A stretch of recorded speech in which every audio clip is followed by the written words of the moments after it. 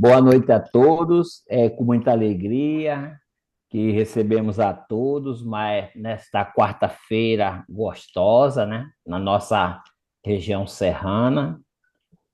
Hoje iremos dar continuidade ao nosso estudo desta obra, o livro Entre a Terra e o Céu, que é o sétimo livro dessa coletânea de 13 livros trazido sob a pena do nosso querido Francisco Cândido Xavier, né, pelo espírito André Luiz. Hoje estamos recebendo a nossa querida irmã Nancy Hertal, trabalhadora da nossa casa, que irá apresentar para nós o capítulo 6, intitulado No Lar Cristão.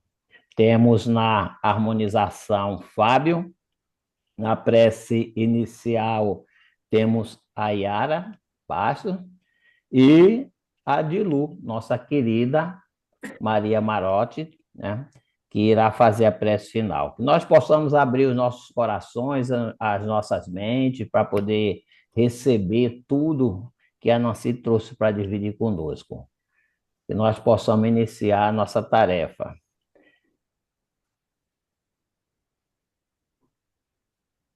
Então, é comigo? Isso, Fábio, é com você. Ok. Boa noite a todos. Espero que todos estejam bem. Eu queria trazer para vocês aqui um breve corte de um livro que eu li há meio séculos atrás. Exato, quando eu tinha 14 anos, estou com 64 agora, já se foi meio século, oh, meu Deus. Quanta bagagem eu não trago nessas costas. Mas o nome do livro é Fernando Capelo Gaivota. Eu não sei se vocês conhecem esse livro. Uhum. Quem não conhece, ele é um livro que eu recomendo bastante, porque ele tem muito de espiritualidade dentro dele. É assim, um breve resumo. Fernando Capelo Gaivota era um espírito que pensava de forma diferente e buscou uma forma de transcender a rotina diária do bando, como aperfeiçoando a arte do voo. E por conta disso ele foi banido. E passou uma vida de solidão. Depois desencarnou e ele foi abrigado a uma colônia espiritual. E no meio da colônia espiritual, outras coisas, outras ó, situações se apresentaram. Então, aqui, abre aspas, vou começar a ler agora o trecho do livro. Isso aqui eu estou com e-books, né? Então, abre aspas. Lembrou-se certa manhã, quando estava voando com o mentor, enquanto descansava na praia, depois, após uma sessão de voos rápidos com asa dobrada, Fernand perguntou ao mentor Sullivan: onde está todo mundo? Inteiramente à vontade, por conta da telepatia que as gaivotas usavam, em vez de Grasnana. Por que não há mais de nós aqui? O lugar de onde vim havia milhares e milhares de gaivotas. Sullivan, o mentor, balançou a cabeça. Eu sei. A única resposta que posso dar, Fernando, é que você é uma ave em 1 milhão. A maioria de nós chegou aqui muito devagar. Passamos de um mundo a outro que era exatamente igual ao anterior, esquecendo imediatamente de onde tínhamos vindo, sem nos importar para onde estávamos indo, vivendo apenas um momento. Você tem ideia de quantas vidas tivemos que viver antes de nos ocorrer a primeira ideia de que na vida há mais do que apenas comer, brigar ou ter poder dentro do bando. 1.000 vidas, Fernando. 10.000 e depois mais 100 vidas, até que começamos a aprender que há algo como perfeição. E mais outras 100 anos antes de nos ocorrer a ideia de que a nossa finalidade na vida é encontrar e ostentar a perfeição. A mesma regra se aplica aqui e agora. Claro, escolhemos o nosso próximo mundo por meio do que nós aprendemos aqui. Se nada aprender agora, provavelmente o próximo mundo será como este, com todas as mesmas limitações, peso e o peso do chumbo para superar. Estendeu as asas e virou-se para o vento e disse: Você, no entanto, Fernando, continuou aprendendo, aprendendo, aprendendo. Aprendeu tanto numa única vida que não teve que passar por 1000 vidas para chegar a esta. Essa é a mensagem. Senhor Deus, nosso Mestre Jesus, estamos aqui mais uma vez reunidos para dar continuidade ao estudo do livro Entre a Terra e o Céu, em que nós estamos aprendendo tanto, em que tantos esclarecimentos nos são dados. E hoje pedimos, Senhor, que ilumine, que intua, que instrua a nossa irmã Nancy, para que ela consiga passar para nós o estudo que ela fez, que com certeza vai continuar nos esclarecendo, nos engrandecendo como pessoas humanas que somos. Senhor Deus, pedimos assim que esse estudo de hoje nos eleve, que a gente traga isso para a nossa vida, para o nosso crescimento. Que assim seja, Senhor, graças a Deus. Obrigado, Fábio. Obrigado, Yara. Reiterando o nosso boa noite, a Nancy. A palavra é sua, minha irmã. Então, receba o meu abraço fraterno, todos vocês, e que Jesus possa iluminar os nossos corações nessa noite. Como o Fernando disse, nós já lemos 6 dos 13 livros que compõem esse projeto de André Luiz, por meio da psicografia de Francisco Cândido Xavier. Só que esse livro, Entre a Terra e o Céu, ele é um pouco diferente dos anteriores. Por quê? Porque, como assinala bem Emmanuel no prefácio, e eu achei esse prefácio muito interessante, ele meio que resume o livro todo numa página e meia, né? E nós vamos encontrar, como Emmanuel nos diz, nós não vamos encontrar situações espetaculosas nesse livro, né? Mas sim histórias, histórias de almas que aspiram à vitória sobre si mesmas. Então poderia ser a minha história, a história de algum de vocês, a história de um amigo próximo. Ele trata de questões de pessoas comuns, nem tão boas e nem tão más, que estão trilhando o caminho da evolução, né? Cometendo erros, fazendo algumas boas ações e tentando não arrumar mais dívidas para as próximas vidas. E eu achei isso muito, muito interessante.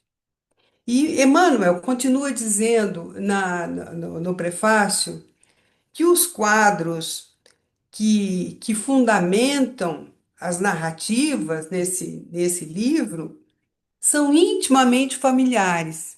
E ele diz assim: o coração aflito em prece. Quem de nós, diante de uma situação de angústia, de dor, de medo, não eleva o seu pensamento numa prece pedindo socorro? Todos nós fazemos isso, a grande maioria das pessoas, né? A mente paralisada na ilusão e na dor. Quantas vezes a pessoa fica remoendo, né? A mente fica exatamente paralisada ali, diante daquele sofrimento, diante daquela ilusão, né? E sem conseguir se mover diante da dor, aquilo vai remoendo, remoendo, e nós não conseguimos achar uma solução para os nossos problemas. O lar varrido de provações. Quem não já teve nesta existência provações na sua vida?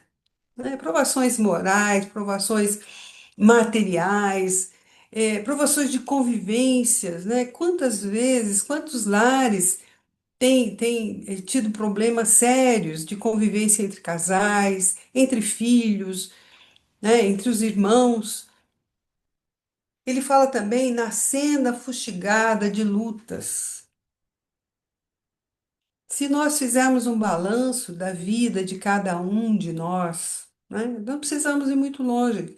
Quantas lutas nós já tivemos quantas batalhas nós já travamos na nossa vida, né? Quantas vezes nós demos o nosso suor e o nosso sangue para vencermos uma batalha?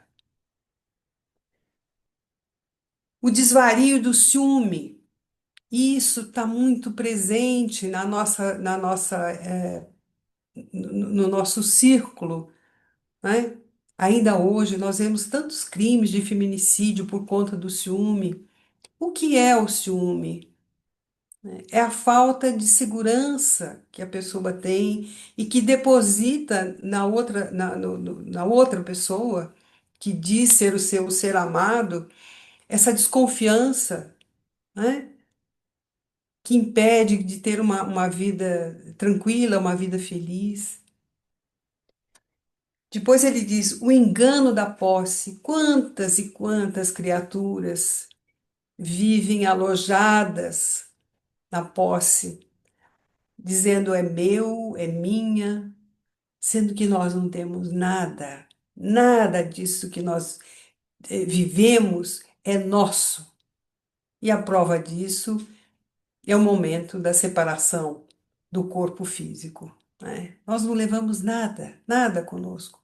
Então nós temos que usufruir sim daquilo que nós temos, mas usufruir com responsabilidade, com honestidade, mas sabendo que nós somos só usufrutuários. Nada de material nos pertence. E nem as outras pessoas nos pertencem. Os nossos filhos vêm através de nós. Os nossos companheiros, os nossos cônjuges, eles estão do nosso lado, mas eles não são nossos. Então nós não temos nada de nós. E isso nós temos que prestar atenção enquanto estamos vivos, né? E darmos mais valor às coisas que nós podemos contemplar, às coisas que nós podemos tocar. Isso sim. E tudo aquilo que nós aprendemos, tudo aquilo que nós conquistamos através do nosso trabalho, mas o nosso trabalho mais intelectual do que material, né? As nossas conquistas, os nossos saberes. Isso sim nós carregamos. Tudo aquilo que nós aprendemos, nós levamos conosco. E ele fala também nos embates do pensamento. Quantas vezes nós nos deixamos levar por ideias inúteis, que não agregam valor nenhum ao nosso ser, né? Ficamos martelando ideias que, com o tempo, nós vemos que não tem significado nenhum na nossa vida. E, por fim, ele fala no conflito de emoções, né? Pessoas que não têm uma estabilidade emocional. Quantos de nós não têm estabilidade emocional? Muitas vezes nós acordamos de mau humor e desfechamos esse nosso mau humor no primeiro que aparece na nossa frente, né? Então não somos estáveis emocionalmente. Dificilmente nós encontramos uma pessoa que seja ali certinha nas suas emoções, que saiba controlar as suas emoções, né? E eu achei isso muito interessante. E no fim ele diz assim: neste livro somos forçados a contemplar-nos por dentro, porque essas histórias dizem respeito a nós mesmos, no chão da nossa experiência e das nossas possibilidades. Para que não nos falhe o equilíbrio à jornada redentora no rumo do porvir. Dele surge a voz inarticulada do plano divino, exortando-nos sem palavras. A lei é viva, e a justiça não falha. Esquece o mal para sempre e semeia o bem cada dia. E cada dia é uma oportunidade única. É uma página em branco que a gente pode escrever. Ajuda aos que te cercam, auxiliando a ti mesmo. Porque quando nós ajudamos alguém de coração, quando nós fazemos o bem pelo bem, a alegria maior sempre é nossa. Sempre é nossa. O tempo não para, e se agora se encontra o teu ontem, isto é, se nós estamos vivendo hoje, colhendo aquilo que semeamos ontem, né? Não ouvides que o teu hoje será a luz ou a treva no teu amanhã. Então vejam a responsabilidade que nós temos na nossa vida e que Emmanuel exorta, né, nesse livro que foi editado em 1954, a importância que nós temos que dar a cada dia da nossa existência. E esse livro retrata exatamente isso, problemas cotidianos, né, que poderiam acontecer com qualquer um de nós, e que quando nós lemos, muitas vezes, né, a gente diz assim, poxa, mas por que que ele não tomou essa decisão? Por que que ele não pensou diferente? Será que nós faríamos diferente se não fosse o nosso conhecimento da doutrina espírita, né?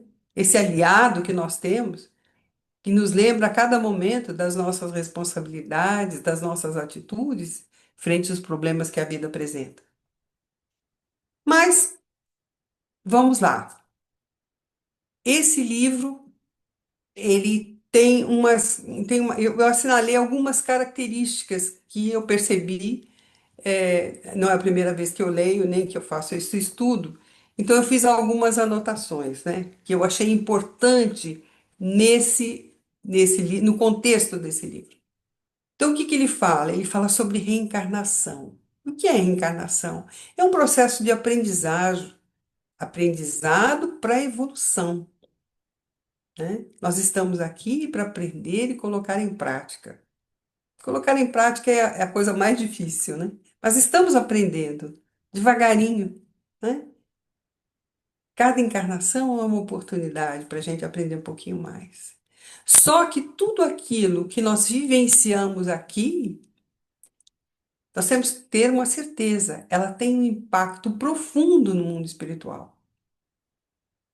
Então, tudo aquilo que nós realizamos aqui nós vamos levar para o nosso mundo espiritual, né? Quando nós partimos. Outra coisa que esse livro destaca muito bem é a lei de causa e efeito, né? As ações de cada um de nós geram consequências, tanto positivas quanto negativas, e elas se manifestam ao longo dessa nossa vida e influenciam o nosso destino e influenciam também as provações que cada um vai ter que passar. Outra coisa que eu assinalei foi a justiça divina, que apesar da dificuldade, dos sofrimentos que muitas pessoas têm que passar, que a maioria de nós tem que passar, existe uma justiça divina que acaba equilibrando as ações e que também oferece oportunidades, oportunidade de crescimento, oportunidade de aprendizagem. Nós não estamos à deriva, nós não estamos sozinhos, né? Essa justiça divina sempre está nos amparando e nos dando novas oportunidades. E um dos itens que eu assinalei, que eu acho assim de suma importância, é o amor. Porque o amor é apresentado nessa obra como um caminho para a evolução espiritual. E para a superação desses conflitos, dessas dificuldades que vão surgindo com os personagens, né? Além disso, também tem o papel do plano espiritual, né? E esse livro destaca a atuação do plano espiritual com aqueles espíritos amigos, com os espíritos protetores que estão sempre auxiliando os encarnados na sua jornada, oferecendo oportunidade de crescimento e de transformação. Eles estão sempre nos intuindo, nos oferecendo um outro caminho, nos oferecendo uma outra oportunidade. Muitas vezes é nós que não conseguimos decifrar, né? Que não conseguimos ouvir, não conseguimos enxergar. E os personagens dessa história, os principais personagens, porque são muitos e eles depois vão reencarnando, né? Vão voltando à cena terrestre, mas alguns são importantes que nós precisamos gravar, porque senão a gente acaba se perdendo de um capítulo para o outro. Então eu assinalei assim, como os personagens principais, nós temos o Amaro, que teve nas suas vidas passadas fortes laços com a Odila, que foi sua esposa, Zulmira, e também as consequências das suas atuações na Guerra do Paraguai. Vejam, essa história remonta a 1864, se não me engano, quando teve início a Guerra do Paraguai e durou 6 anos, né? Então, é uma história muito antiga. E essas consequências de tudo que ele fez durante esse período da guerra, elas precisam ser reparadas. E aí foi escolhido essa vida deles no princípio do século passado, mais ou menos até o início da década de 20 por aí, para que eles pudessem se reencontrar, uma nova configuração familiar, né, para resolver questões que estavam pendentes lá atrás. Outra personagem importante é a Zulmira, que em vidas passadas ela teve uma relação complexa, né, entre o Amaro e a Odila, e, e algumas experiências na Terra e no plano espiritual. E essas experiências foram marcadas pelos desafios, pelos aprendizados, né? Então, aqui também ela vai ter essa oportunidade de conseguir se reencaixar, né, para seguir no seu plano evolutivo. A Odila, né, outra personagem importante, teve um papel fundamental na vida de Amaro, e esse livro trata das questões de Odila no plano espiritual, e que revelam a ela a importância do perdão, da reconciliação. Outra figura marcante é o Júlio, a criança, né, que desencarna e que tem uma história acompanhada no plano espiritual. Nós vamos ver ao longo dos 40 capítulos, mostrando a importância do amor, da assistência espiritual para as criaturas mais jovens, né? E uma outra que eu assinalei também é a Antonina, que é uma mulher que se dedica a auxiliar as outras pessoas e que demonstra, né, na sua maneira de agir, a importância de servir ao próximo, que esse é o caminho da evolução. Então, fazendo uma retrospectiva bem rápida, porque os capítulos são curtinhos, nós estamos no 6º capítulo. Então, no primeiro capítulo, o que que nós vimos? Que André e Hilário, eles estavam num lugar denominado Templo do Socorro, numa cidade espiritual. E lá eles estavam ouvindo as elucidações do ministro Clarencio sobre a sublimidade da prece. E nós retiramos um trecho desse capítulo, que nós julgamos que é importante, onde o Clarencio diz assim: a prece, qualquer que seja ela, é ação provocando a reação que lhe corresponde. Conforme a sua natureza, paira na região em que foi emitida ou eleva-se mais ou menos, recebendo a resposta imediata ou remota, segundo as finalidades a que se destina. Quer dizer, toda a prece, ela provoca uma reação, ela tem uma resposta. Nem sempre a resposta é aquela que nós gostaríamos de ouvir, mas com certeza sempre é aquela que nós precisamos ouvir, aquela que nós precisamos receber. Já no segundo capítulo, o Clarencio recebe um pedido de socorro de uma jovem, né, que está encarnada, e ela é uma protegida daquela colônia espiritual. Ela se chama Evelina.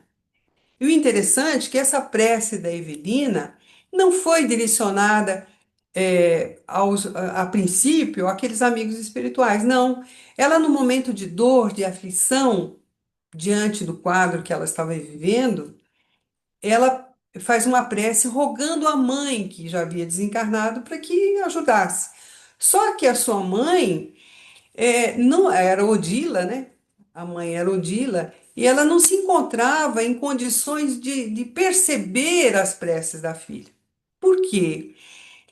Porque ela ainda estava muito desequilibrada. Ela não aceitava a morte e muito menos que o marido tivesse casado com outra pessoa. Então, ela estava enlouquecida de ciúmes do marido.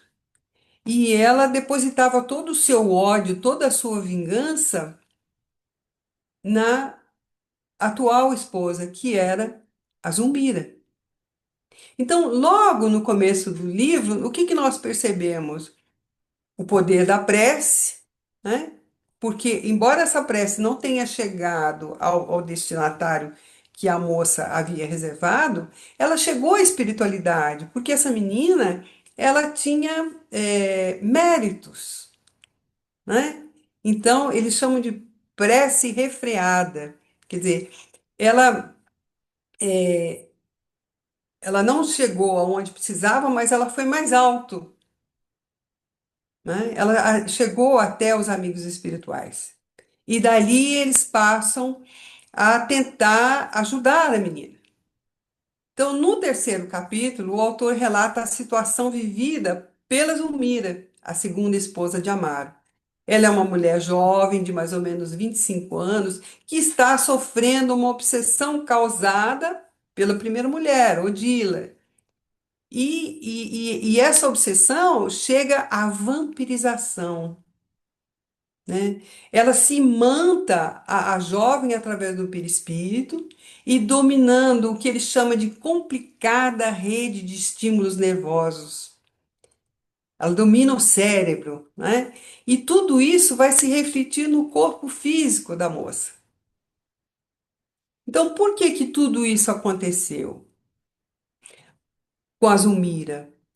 Porque ela ainda permanecia no mesmo padrão vibratório de Odila, isto é, ela tinha as mesmas características da Odila. Se a Odila desencarnada nutria o ódio, né, o ciúme, porque o marido havia se casado de novo, ela, Zulmira, nutria o ciúme do marido com relação aos filhos. Quando ela se casou com ele já tinha os filhos. Ela sabia, mas ela era muito jovem, mas ela sabia que ela ia se casar com um homem viúvo que tinha duas crianças, uma menina de 15 anos e um menino. Eu não sei bem dizer a idade que ele tinha aqui, eu não prestei bem atenção, mas era uma criança de 7, 8 anos, né? 8 anos, 8 anos, Netinho. né? Obrigada, Yara. Mas então ela tinha muitos ciúmes, ela queria é, é, esse privilégio, né? Ela queria exclusividade no seu relacionamento com o Amaro e chegou a pensar, a desejar a morte de uma das crianças. E um belo dia, enquanto eles estavam na praia, o marido sai para dar uma volta com a filha e ela fica com o menino. Mas o menino era desobediente, era irrequieto, mas ela tinha o dever de cuidar dele ali. Ela estava ali para protegê-lo. E ela permitiu que ele fosse sozinho até o mar. né? E ele ainda pequeno, veio uma onda muito grande e tirou-lhe a vida. Então, o objetivo dela, mesmo que ela não tenha participado diretamente, o objetivo dela foi atingido. Era isso que ela desejava, né? Que o marido que se livrar das crianças, principalmente do menino, porque o Amaro tinha uma ligação muito profunda com o filho. E o marido acabou culpando-a pelo acontecido, né? E ela guardou para si a responsabilidade do desastre. Então, a partir daí, né, o seu padrão vibratório abaixou mais ainda e ela passou a ser subjugada pela sua rival Odila. Por quê? Porque a Zulmira estacionou no mesmo nível emocional da primeira mulher. E ambas se degladiavam espiritualmente, né? Então, segundo o próprio Clarencio, era necessário, para resolver essa situação, não bastava separar as duas. Não. Eles tinham que fazer com que Odila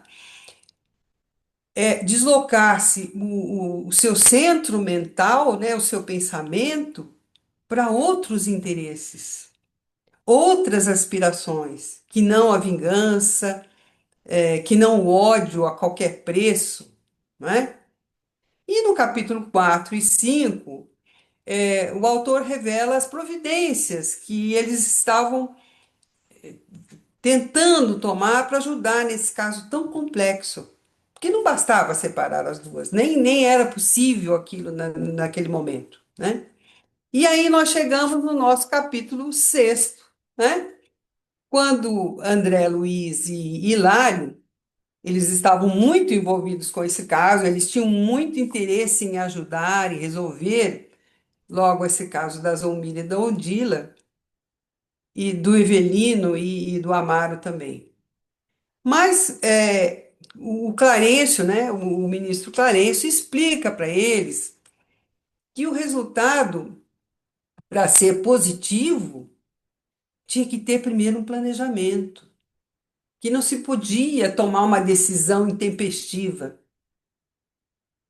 Então era preciso conhecer os pormenores que envolviam essa trama, né? Cada um dos personagens dessa trama, para que eles pudessem tomar atitude mais assertiva, né? Veja como o Clarencio era ponderado, né?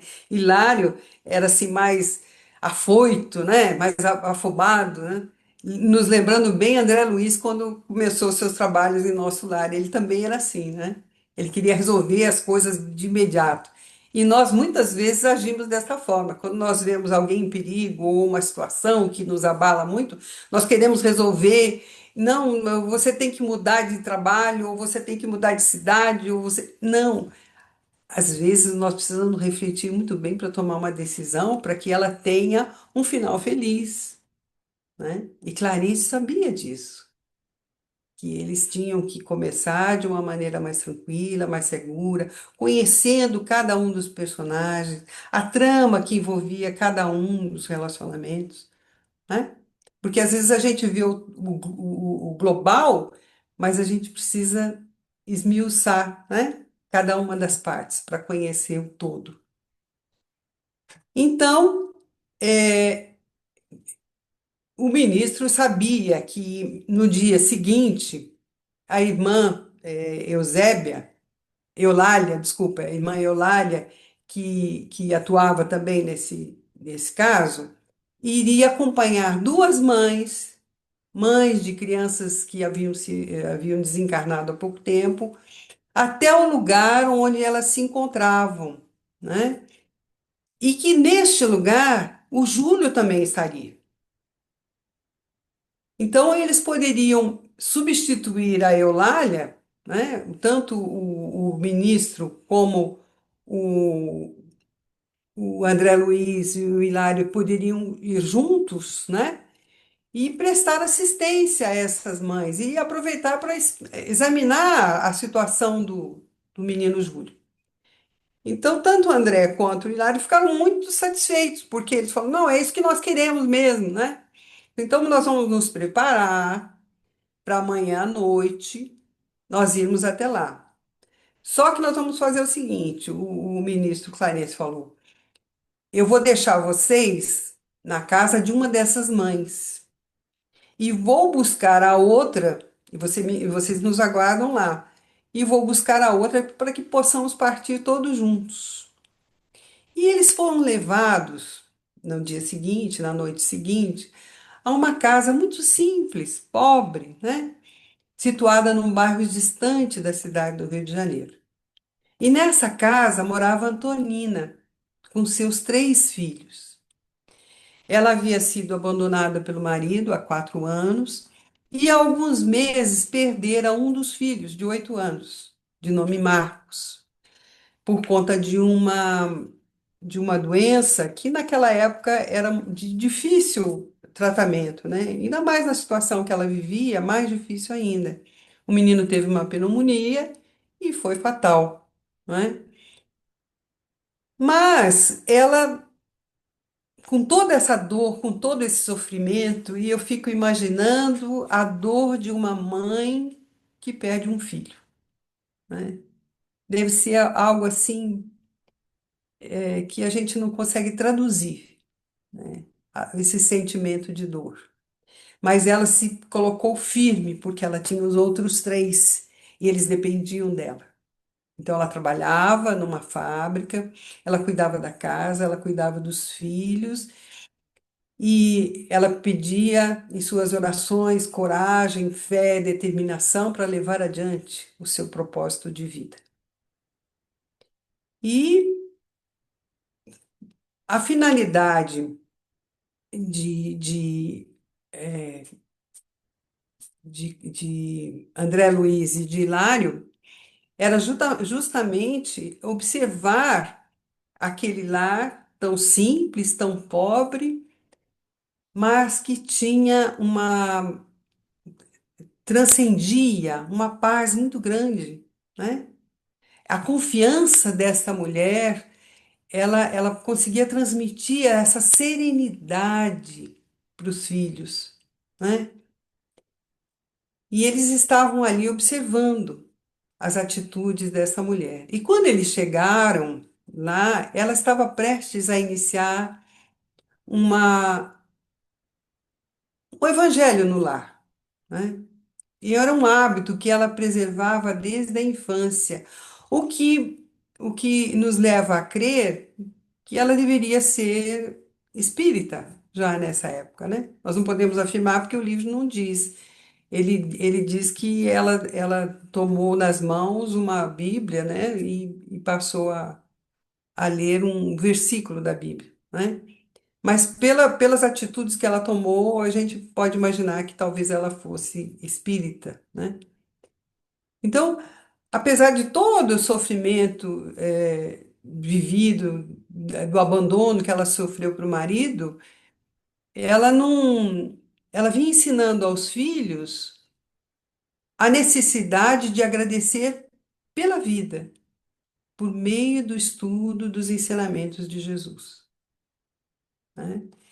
Então, eles ficam observando, né, a maneira como ela atuava nessa prática tão simples, tão prazerosa, né, que tantos benefícios trazem às pessoas que têm o hábito de fazer o evangelho no lar. Seria tão bom se todas as pessoas tivessem a consciência disso, de tirar um momento do seu dia para reunir a família e fazer uma oração, né? Mesmo que não fosse para abrir uma Bíblia, um Evangelho, mas agradecer pelo dia, né? E nós espíritas, quantos espíritas nós conhecemos que não fazem o Evangelho no lar, né? Algumas pessoas têm até vergonha de dizer, mas muitas delas ainda não fazem. E quantas bênçãos são derramadas sobre os lares onde as pessoas se reúnem para orar. Nós sabemos que o Evangelho no lar nos permite aproximar mais da espiritualidade amiga, permite que os companheiros desencarnados tenham oportunidade de entrar em contato com os ensinos do Mestre, porque eles são trazidos para a nossa casa, né? No momento em que nós estamos orando, nós estamos lendo as mensagens de Jesus. E eles têm a oportunidade também de se modificarem, mesmo estando no plano espiritual, aprimorar os seus conhecimentos, preparando-se para novas oportunidades de encarnação, né? Nós estamos ajudando sem perceber, quando nós fazemos o evangelho, pensando em nós, pensando nos nossos familiares. Então, Antonina ensinava os filhos que sempre temos motivos para agradecer, porque nós nunca estamos sozinhos nessa nossa caminhada. E o que eles perceberam, André e o seu companheiro, é que todos participavam, até a menina pequena, que ela pediu para fazer a prece inicial e ela recitou a oração do Pai Nosso. Depois olhou para a mãe pedindo a sua aprovação, né? Que lindo quando uma criança já é intuída a participar, a sentir essas vibrações desde cedo da espiritualidade amiga, né? Então, André Luiz nos conta que depois de pedir a um dos filhos que abrisse o livro sagrado de forma aleatória, ela leu os versículos 21 e 22 do capítulo 18 do Evangelho de Mateus, onde Jesus afirma que nós devemos perdoar não 7 vezes, mas 70 vezes 7 vezes as ofensas que nós recebemos. E o filho Henrique, que era o filho de 8 anos, de 10 anos, ele questiona a mãe. Por que que Jesus recomendava que se perdoasse, que o perdão fosse assim tão extenso?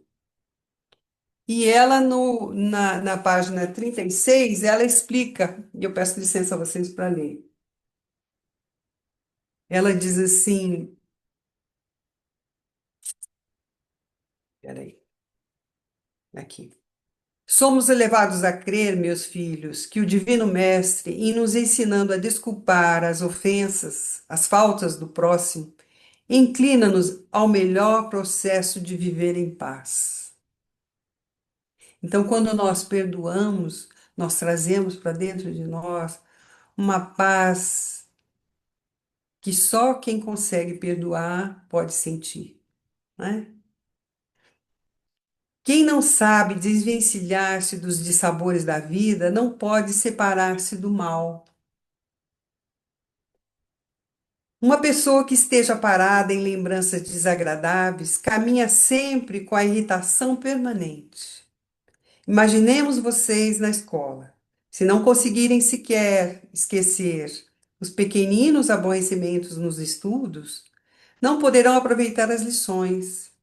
Nós sempre temos dissabores no nosso trabalho, no nosso convívio, no nosso estudo, né?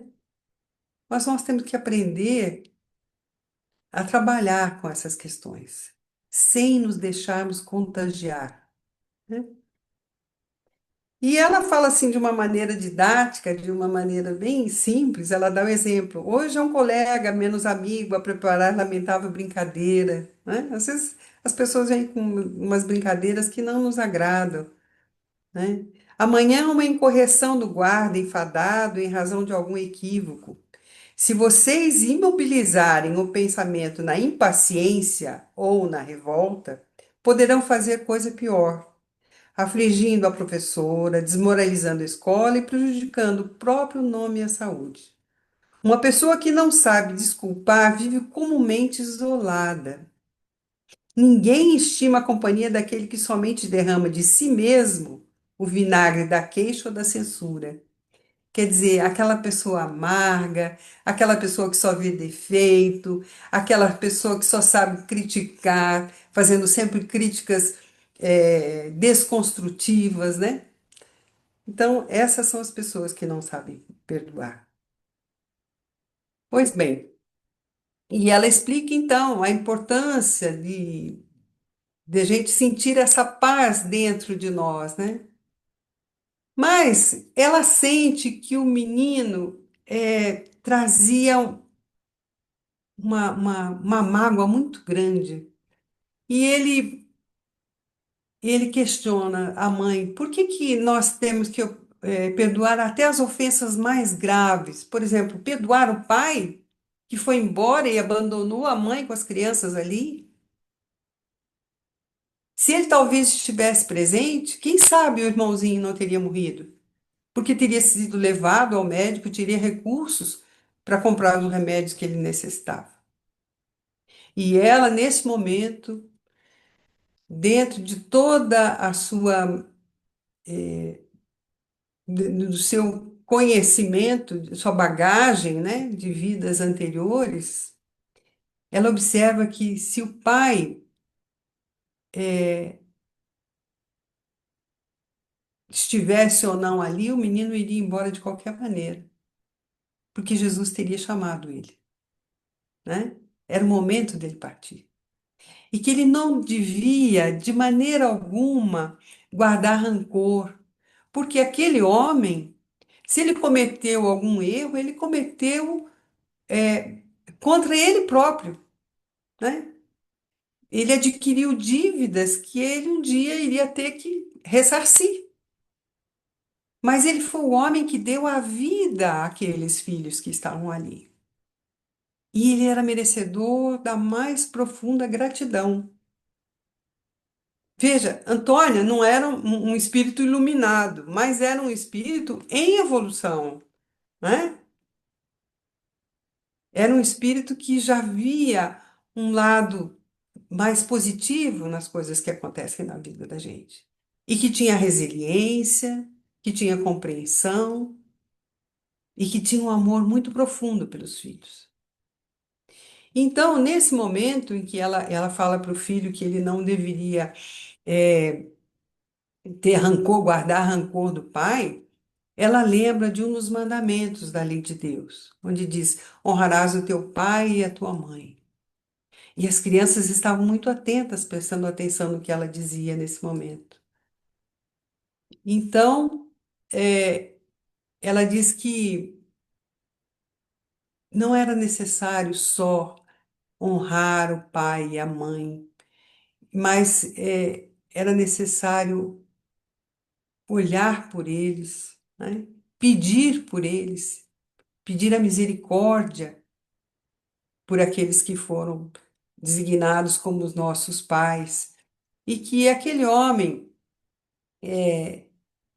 que tinha cometido aqueles erros tinha ajudado aqueles 4 filhos a reencarnarem, né? A estarem no mundo, a passarem por essas provações todas para que pudessem evoluir. Então ele tinha contribuído de alguma forma e necessitava de orações e não de críticas, e não de ódio, e não de mágoas, né? E nesse momento, acabou o prazo que eles tinham estipulado para a oração, para esse momento de oração. Ela pediu que o filho mais velho fizesse a oração, distribuiu, por isso que nós falamos que ela deviam ser espíritas, porque ela distribuiu cálices de águas que foram magnetizadas por Hilário e por André Luiz, né? E depois eles se recolheram ao único cômodo da casa. Então vejam, a situação de penúria em que eles viviam devia ser muito grande, né? E a diferença, o que que a gente nota? A diferença de ambiente entre o lar de Antonina, onde imperava a simplicidade, onde estava demonstrada a pobreza, né? Mas que tinha resignação, que tinha confiança na bondade de Deus. E por isso reinava a paz, a concórdia, a amizade, o amor entre aqueles filhos e aquela mãe.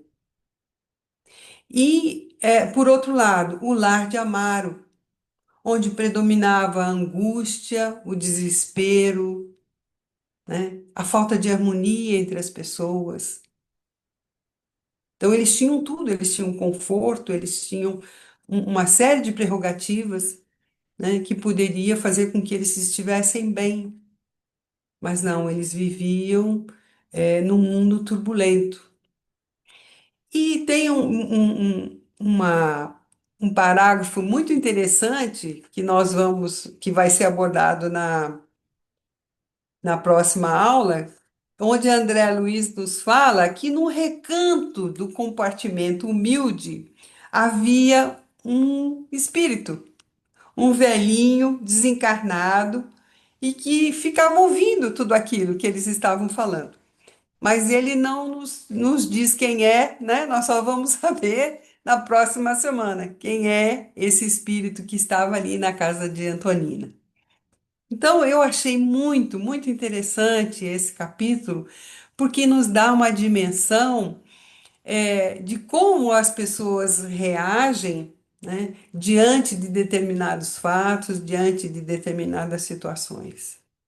Então, aquele que tem a mente mais elevada, aquele que consegue vislumbrar algo além dessa matéria que nós temos, dessa matéria que nós vivemos, desse mundo material que nós vivemos, e aqueles que estão ainda arraigados, né, apegados, presos a essa vida, toda essa materialidade. Como é que as pessoas encaram os problemas e como é que elas tentam resolver as suas questões, né?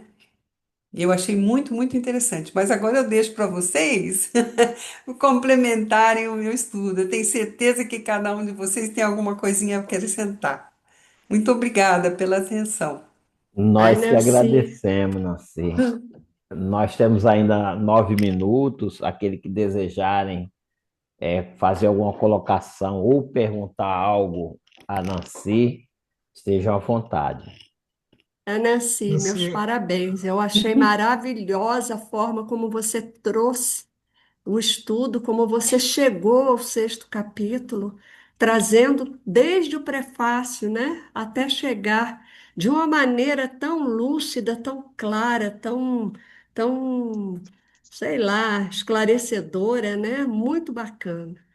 Parabéns mesmo. E esse sexto capítulo deixa para nós também bem implícito aí a importância da família, né? A família que hoje está sendo, né? A gente pode dizer deixada de lado.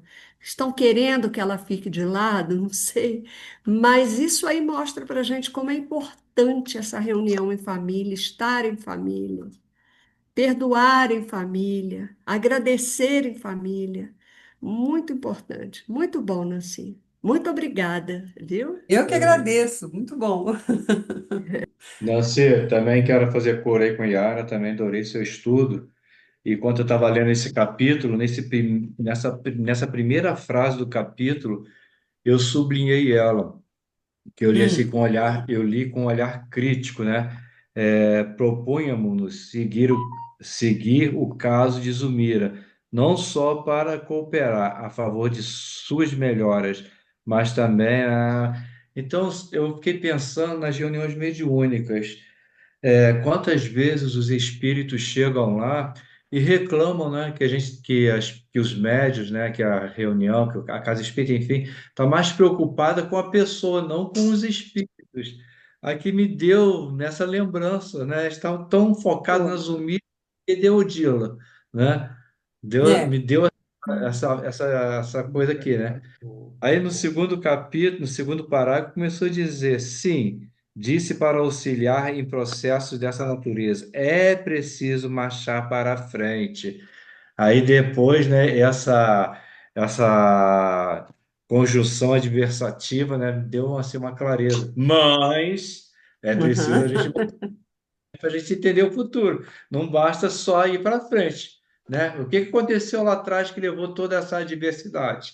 Não é isso? É isso que Exatamente. você começou a cavucar hoje, que a gente vai descobrir o que que ficou no passado que levou todo esse transtorno, né? É, Alguma coisa aconteceu, porque não existe, né, efeito sem causas, em né? causa. É, é. assim, Muitas vezes muito nós tomamos obrigado. essa decisão, né, Chico? Às vezes a gente olha uma pessoa e diz, ai, coitada, por que essa pessoa sofre tanto? Por que que os filhos desampararam, não é? Mas então a gente foca naquela coisa que nós estamos vendo ali no centro, né? e não vemos a periferia da história. Como é que, o que originou tudo aquilo, né? E Mas ele ali fala tem justamente humano isso, nós nisso, temos que retroceder, é, né? Nós precisamos ajudar, sim, mas nós temos que entender o porquê que aquela coisa aconteceu, né? uhum. É porque a gente tem Nancy, assim, Oi, querida. Nancy sempre maravilhosa, amorosa, uma alegria te ouvir, querida. Mas eu fiquei pensando em como em apenas 7 páginas, esse sexto capítulo, nos trouxe tantas lições.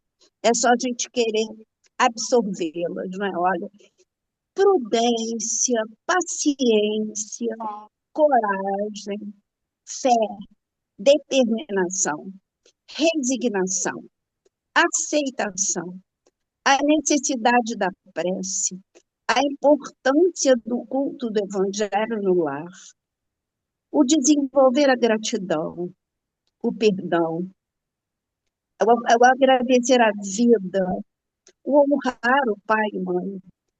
Tantas lições, 7 páginas. E quantas coisas lindas você trouxe para nós, usando esse capítulo e toda a parte anterior do livro, que é tão importante para aqueles que, porventura, cheguem agora ao nosso estudo. Foi muito importante essa retrospectiva que você fez, e também a importância da união e da família. Que capítulo maravilhoso, né? Uma simplicidade e tanta riqueza. Com certeza. Obrigada. Fale, Fábio, você queria perguntar algo? Sim, Nancy, obrigado pela exposição, o breve resumo. E aí a gente passou por tantas coisas, né, aí desse livro, que a prece refratada, o ciúme, o suicida que veio cumprir aquele resto de vida que ele tinha antes de dar cabo da própria vida abruptamente. Uma cena que talvez você não tocou, mas me impactou muito, foi a cena da praia, onde você via aquelas pessoas que estavam desdobradas, vítima de Uhum. câncer, essas coisas todas, e que a dor da morte, assim, prolongada, era uma bênção. E eu sempre pensei naquela música do Caetano, né? Acho que um dia eu vou querer morrer de susto ou de bala ou vício, né? Num precipício de luz no braço de uma mulher. Mas, assim, isso são pensamentos assim bem rasos, mas a importância de você se preparar para essa passagem, a questão também do propósito nosso aqui na existência, de procurar evoluir, mesmo como a passagem que eu li aí no preparo, que você aproveita, você estando no tempo e no espaço e não aprende, praticamente você vai repetir um loop. Então, o propósito da existência é você aprender para você poder galgar sempre patamares maior de compreensão e de evolução. Se você perde o tempo, uma existência e no esquecimento, voltar para fazer, entendeu, a mesma série anterior, né? Você fica preso no loop. Então, é maravilhosa a doutrina que nos faz botar na cabeça o propósito de nossas vidas, que é sempre voltada para evoluir, né? Se tornar pessoa melhor. Obrigado, Nancy. Eu que agradeço. Que bom que você lembrou dessa parte que eu tinha assinalado aqui, mas passou despercebida, porque a gente tem um pouco de receio de passar do horário, né? E dessa mulher que estava na praia também e que no final o Clarencio diz a única coisa que nós podemos ensinar para ela é aguardar a morte com tranquilidade, né? Eu achei muito, muito interessante também isso. Isso também é uma lição muito grande para a gente, né?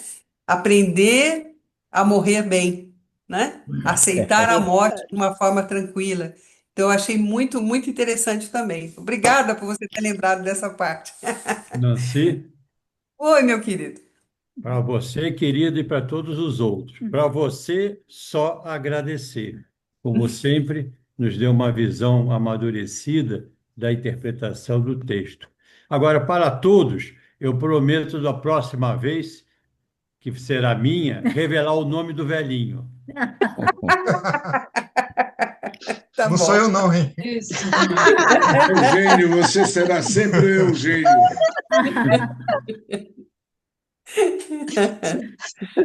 Ai, Você, querida, reiterar mais uma vez o nosso agradecimento, a gratidão, né, por tudo que você trouxe para dividir conosco nesse capítulo, né? Semana que vem é o Eugênio, né, que vai trazer o estudo para nós e vai revelar aí o idoso também, que eu não anotei ele aqui, Eugênio, também. Eu falei, quem será ele? Mas eu fui logo acelerado e li outro capítulo, identifiquei ele, né? Não E dá spoiler, não, Fernando. não. Vai tirar a sensação da exposição, que é o nome do velhinho. E convidar a todos, né, para que estejamos juntos mais uma vez, quinta-feira que vem, para ouvir Eugênio, e convidar a Dilu para encerrar para nós.